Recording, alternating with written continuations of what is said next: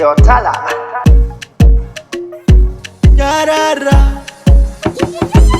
Patient space Pati pauri ndazvitatsa Nakuita move on ndikazvisiya ndinobvei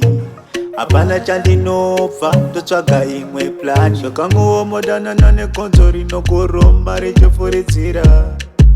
Zvakangoomodana nemunhu asina matyira Munhu asina moyo Ndaneta inini handichada Zvokachemetswa nemunhu wandakada Ndaneta handichada Zvokara chingorumwa nechekuchera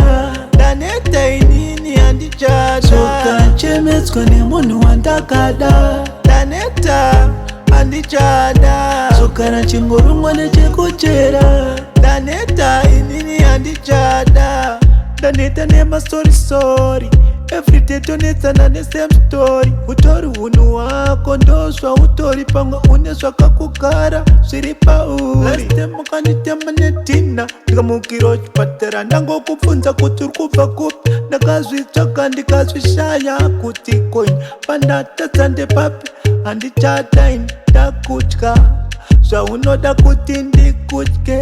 wakandibaya moyo ndakaora moyo Ndaneta inini handichada Zvokachemetswa nemunhu wandakada Ndaneta handichada Zvokara chingorumwa nechekuchera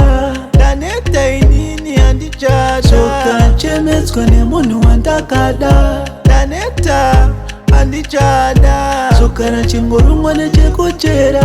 Ndaneta inini handichada Ndazama kukufadza wanisha Ndichikuitira yese yaunoda wanisha Kutokutemba nchiti uri mumwe wangusha Ndaisasiya kuti uri horasha